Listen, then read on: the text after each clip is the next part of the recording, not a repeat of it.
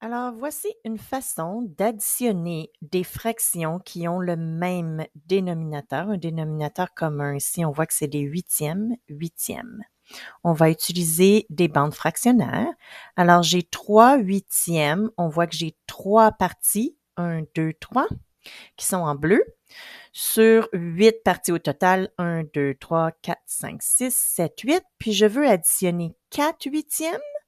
Alors, cette barre est aussi séparée en huitièmes, en 8 parties égales. Puis, j'ai 4 parties sélectionnées. 1, 2, 3, 4. Alors, si je veux les additionner, je veux les mettre ensemble.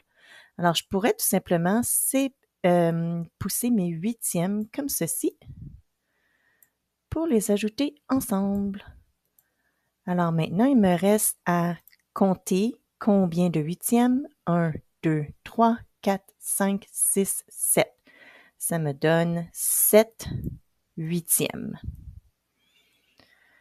Je peux faire la même chose à l'aide d'une droite numérique. Alors, vous allez voir que ma droite, elle est séparée en 8 sections égales. Je vais commencer à identifier 3 huitièmes. 1, 2, 3. Alors, je vais me rendre à 1, 2, 3 ici. Je suis à 3 huitièmes. Puis, je dois additionner 4 huitièmes. 1, 2, 3, 4. Je suis rendue ici. Ce qui représente 1, 2, 3, 4, 5, 6, 7.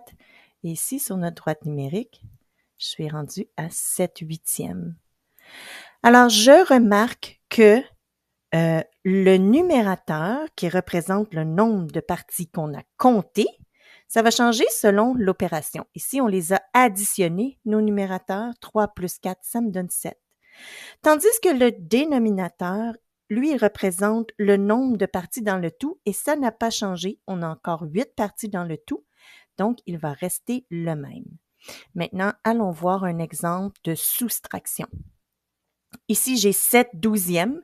J'ai une bande fractionnaire séparée en 12 parties égales. Puis, j'en ai préparé 7. 1, 2, 3, 4, 5, 6, 7. Et je veux en enlever 4. Si j'en enlève 4, je peux enlever 1, 2, 3, 4. J'ai retiré 4 parties. Il me reste 1, 2, 3 parties. Et le nombre de parties égales dans le tout n'a pas changé. Ce sont des douzièmes. Il me reste 3 douzièmes. 3 parties sur 12. Je pourrais faire la même chose avec notre droite numérique. Allons identifier 7 douzièmes. La droite a été sectionnée en 12 parties égales. 1, 2, 3, 4, 5, 6, 7. Alors, 7 douzièmes est ici.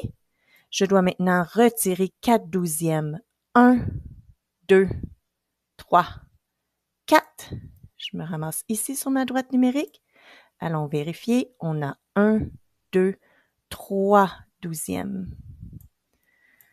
Alors, sur ma droite, j'ai trouvé 3 douzièmes. Donc, encore une fois, le numérateur, il représente le nombre de parties qu'on a comptées, puis ça va changer selon l'opération.